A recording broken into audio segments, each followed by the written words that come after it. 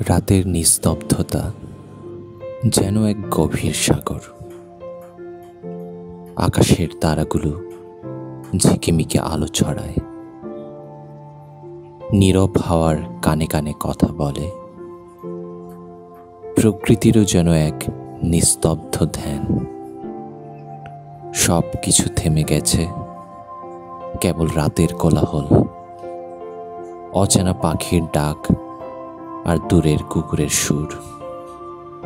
মানুষের শহর যেন এক ঘুমন্ত নিঃশ্বাস। রাস্তায় কেবল জেগে থাকে জোনাকি আলো। মনে হয় রাতের এই শূন্যতার মাঝে লুকানো আছে অজানা গল্প আর অগোচর স্বপ্নের ধারা।